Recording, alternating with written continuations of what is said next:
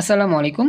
Quantum academic and admission প্ল্যাটফর্মের পক্ষ থেকে আমি মোহাম্মদ ইমরান স্যার তোমাদের সকলের সামনে উপস্থিত হয়েছি সুপার স্পেশাল এইচএসসি পরিণতি ও সুশাসন প্রথম পত্রের প্রথম অধ্যায়ের চমৎকার ৯ নাম্বার বেসিক এবং সৃজনশীল প্র্যাকটিস ক্লাস নিয়ে। আজকে আমাদের ৯ নাম্বার বেসিক ক্লাসে আমরা আলোচনা করব আমাদের ঢাকা বোর্ড ২২ সালে আসা স্পেশাল প্রশ্ন নিয়ে।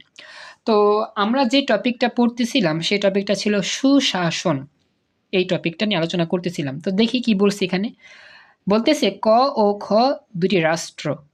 ক রাষ্ট্রে জনগণ তাদের দেশের আইনের শাসন, রাজনৈতিক স্থিতিশীলতা, প্রশাসনিক স্বচ্ছতা ইত্যাদির প্রভাবে সুখে শান্তিতে বসবাস করে। অপরদিকে খ রাষ্ট্রের জনগণ রাষ্ট্রীয় দুর্নীতি, স্বজনপ্রীতি, মারামারি, কাটাকাটি, প্রশাসনিক জটিলতা সহ নানাবিধ কারণে দুর্দশাগ্রস্ত। মানে এখানে দুইটা রাষ্ট্রের কথা বলতেছে।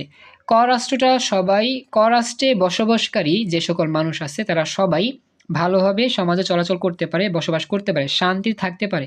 কিন্তু খ রাষ্ট্রের জনগণ শান্তিতে থাকতে পারে না। দুর্নীতি, মারামারি, ছিনতাই, কাটাকাটি লেগেই থাকে।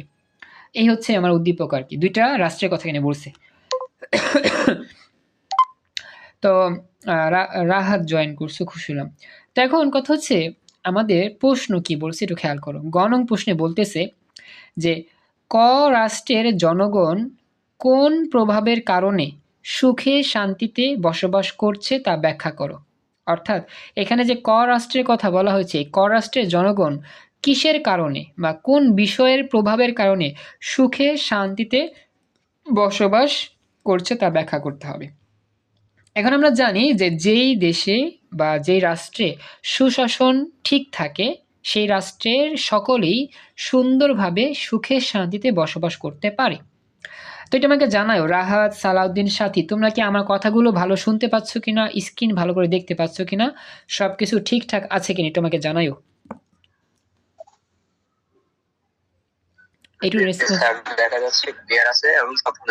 ওকে, থ্যাংক ইউ, খুশি হলাম। এখন এটা আমাদের ব্যাখ্যা করতে হবে গণঙে যে আমাদের ক রাষ্ট্রের জনগণ যে সুখে শান্তিতে আছে কি কারণে আছে সেটা ব্যাখ্যা করতে হবে। তো আমরা বুঝতে পারছি এটা কি সুশাসনের কারণে। তো লিখে দিব প্রথমে যে লিখব যে ক রাষ্ট্রের জনগণ সুশাসনের প্রভাবে সুখে শান্তিতে বসবাস করছে। ক রাষ্ট্রে যে জনগণ আছে সেই জনগণগুলো সুখে শান্তিতে বসবাস করছে কার কারণে? সুশাসনের প্রভাবের কারণে। এখন আমরা ব্যাখ্যা করব। শাসন প্রক্রিয়ার সুশৃঙ্খল ও কাঠামোবদ্ধ একটি রূপ হচ্ছে সুশাসন। এখানে সুস্পষ্টভাবে রাষ্ট্রের দায়িত্ব, কর্তব্য, রাষ্ট্র ও জনগণের সম্পর্ক, জনগণের দায়িত্ব, কর্তব্য, নেতা, জনতা, প্রশাসন, সুশীল সমাজ সহ বিভিন্ন দিক স্থান পায় বা বিভিন্ন দিক নিয়ে আলোচনা করা হয়। শাসন ব্যবস্থায় প্রশাসনিক, রাজনৈতিক, অর্থনৈতিক সকল সমস্যা সমাধান করার স্বচ্ছতা, জবাবদিহিতা, দায়িত্বশীলতার কার্যকর ও সফলতা লাভ করে সুশাসনের মাধ্যমে। অর্থাৎ সুশাসনের মাধ্যমে শাসন ব্যবস্থার যত কার্যক্রম রয়েছে সবগুলোই সুন্দরভাবে সম্পন্ন করা হয়। এর মাধ্যমে অর্থাৎ সুশাসনের মাধ্যমে রাষ্ট্রে আইনের শাসন ঘটে, রাজনৈতিক স্থিতিশীলতা বজায় থাকে, প্রশাসনিক স্বচ্ছতা নিশ্চিত হয় এবং রাষ্ট্রের উন্নয়ন ত্বরান্বিত হয়। অর্থাৎ রাষ্ট্রের উন্নয়নটা বৃদ্ধি পায়। অর্থাৎ যেই সমাজে সুশাসনটা থাকবে সেই সমাজে রাজনৈতিক কোনো কোলাহল থাকবে না, দেশের আইনটা সুন্দরভাবে বলবৎ থাকবে এবং আইনের কার্যকর প্রয়োগ হবে এবং রাষ্ট্রের উন্নতি হতে থাকবে। মানে রাষ্ট্রের উন্নতি কী হবে? ত্বরান্বিত হবে বা বৃদ্ধি পেতে থাকবে। এটা হচ্ছে বিষয়। পরবর্তীতে বলতেছে যে জনগণ তাদের সর্বোচ্চ অধিকার ভোগ করার সুফলতা লাভ করবে। অর্থাৎ যদি আমাদের সুশাসন ঠিক থাকে, জনগণ তাদের যতগুলো মৌলিক অধিকার আছে রাষ্ট্রের সবগুলো অধিকার কি থাকবে? সুন্দরভাবে পেতে থাকবে।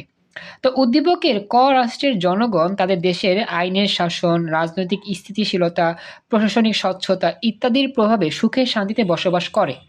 এর মাধ্যমে সহজেই অনুধাবন করা যায় যে ক রাষ্ট্রের জনগণ সুশাসনের প্রভাবে সুখে শান্তিতে বসবাস করছে। যেহেতু উদ্দীপকে বলছে যে ক রাষ্ট্রের জনগণ সুখে শান্তিতে বসবাস করে, এর প্রধান কারণে কে আছে? এর প্রধান কারণে বা প্রধান মূল যে অংশ সেটা হচ্ছে কি সুশাসন।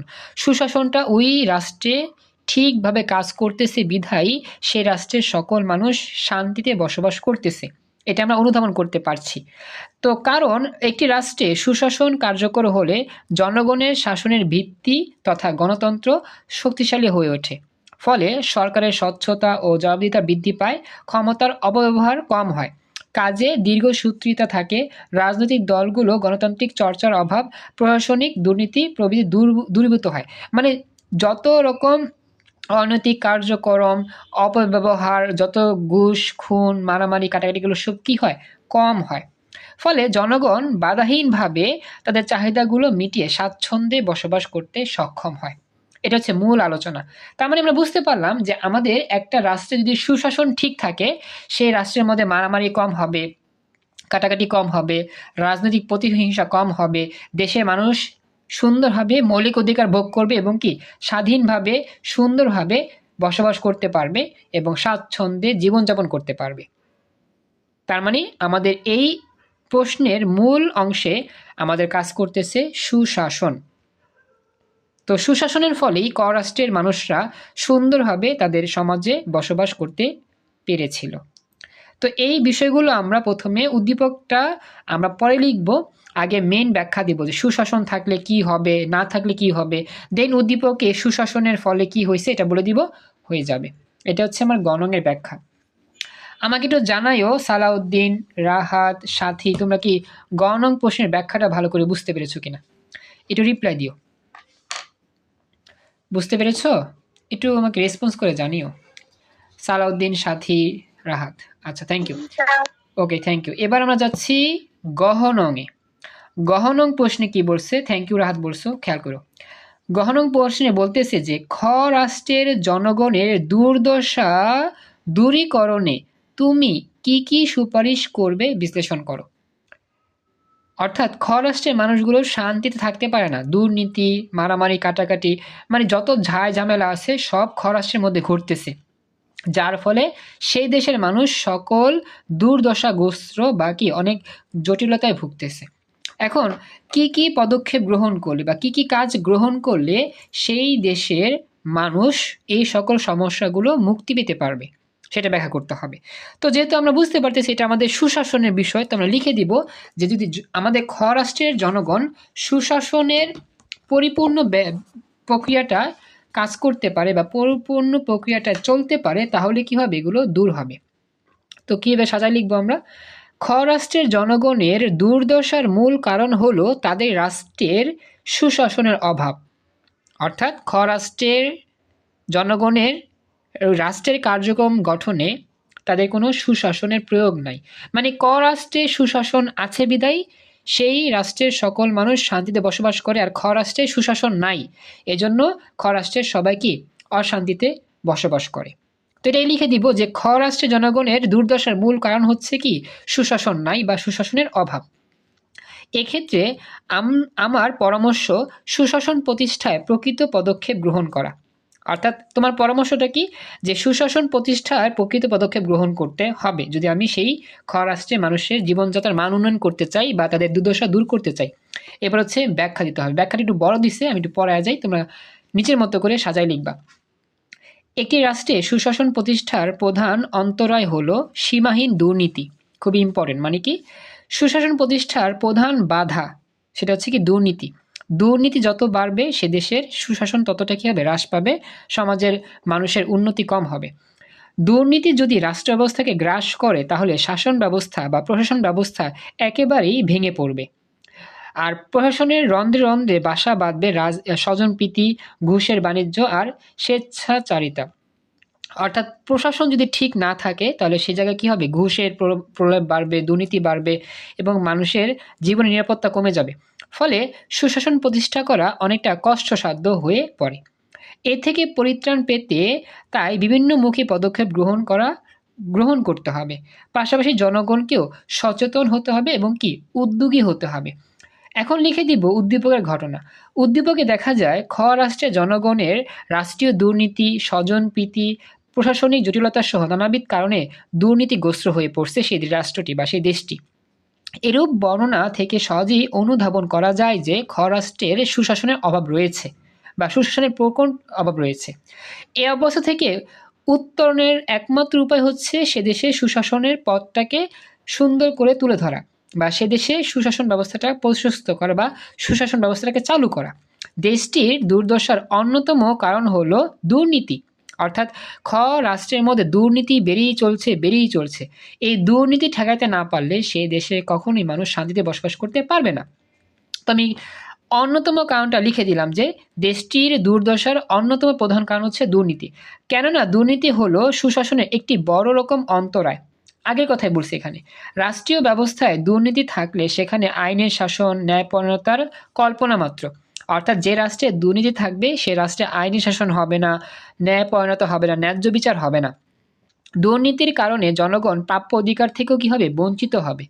দুর্নীতি সামাজিক বৈষম্য, ভারসাম্যহীনতা সৃষ্টি করে। শুধু তাই নয়, দুর্নীতি জনদুর্ভোগ বাড়ানোর পাশাপাশি জাতীয় উন্নয়ন কি করে, বাধাগ্রস্ত করে। দুর্নীতি দরিদ্রের মূল কারণ। এখন আমরা শুধু আলোচনা করব দুর্নীতি নিয়ে। আসলে আমাদের রাষ্ট্রের মধ্যে মানুষ যে এতটা বিপদগ্রস্ত, এতটা যে দুর্দশাগ্রস্ত, এর মূল কারণ রয়েছে দুর্নীতি। এখন দুর্নীতির কারণে কি কি সমস্যা হয়, কি কি প্রবলেম ফেস করতে হয়, সব কিছু আমরা এখন আলোচনা করব বিস্তারিত। তো এখানে বলতেছে যে আমাদের দুর্নীতির ফলে আমাদের দেশে কি হয়, দারিদ্র্যের কারণটা বেড়ে যায়। দুর্নীতির মূল উৎপাদন করে সুশাসন প্রতিষ্ঠা করতে পারলেই উদ্দীপকে বর্ণিত দেশে জনগণের কাঙ্ক্ষিত উন্নয়ন সম্ভব হবে। অর্থাৎ দুর্নীতি থেকে যদি বাঁচতে পারে রাষ্ট্র, তাহলে সহজেই সকল মানুষ কি করবে, শান্তিতে বসবাস করতে পারবে। এতটুকু বুঝতে পারছো কিনা একটু আমাকে জানাও, একটু রেসপন্স করো, আমাকে জানাও যে এতটুকু ব্যাখ্যা বুঝতে পারছো কিনা। Sorry sir. আচ্ছা, এখন আরেকটু বাকি আছে। এখানে কি আরেকটু বড় করছে, আমরা এতটুকু লিখলেই মোটামুটি হয়ে যাবে। তারপর একটু বাড়ায় বলছে, আমি একটু পরে আছে কি বলছি এখানে, যে তাছাড়া অদক্ষ সুশাসনের অন্তরায়। হ্যাঁ, নিজের মতো করে সাজিয়ে লিখবো আর কি, যতটুকু পারো ইনফরমেশন নাও, নিজের মতো করে সাজিয়ে লিখবা। তাছাড়া অদক্ষ সুশাসনের অন্তরায়, আমলাতান্ত্রিক অদক্ষতার কারণে অনেক ক্ষেত্রে সুশাসন নিশ্চিত করা যায় না। উক্ত দেশে আমলাদের অবশ্যই প্রশিক্ষণের মাধ্যমে দক্ষ করে তুলতে হবে, যাতে সুশাসন নিশ্চিত হবে এবং জনগণের কাঙ্ক্ষিত উন্নতি লাভ হবে।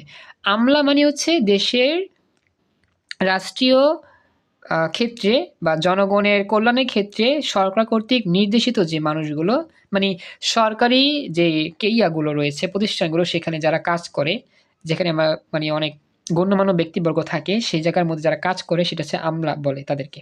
তো তারা দ্বারা যদি দক্ষ না হয় তাহলে সে দেশের কি হবে না, উন্নতি হবে না। আবার ক্ষমতার অপব্যবহার করলে সুশাসন কি হয়, ব্যাহত হয়।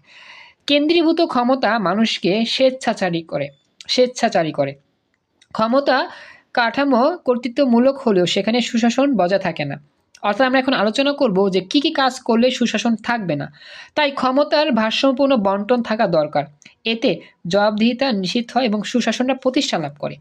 উদ্দীপকের দেশে জনগণের কাঙ্ক্ষিত উন্নয়নের জন্য ক্ষমতার অপব্যবহার রোধ করে ক্ষমতার ভারসাম্য সৃষ্টি করে সুশাসন প্রতিষ্ঠা করতে হবে।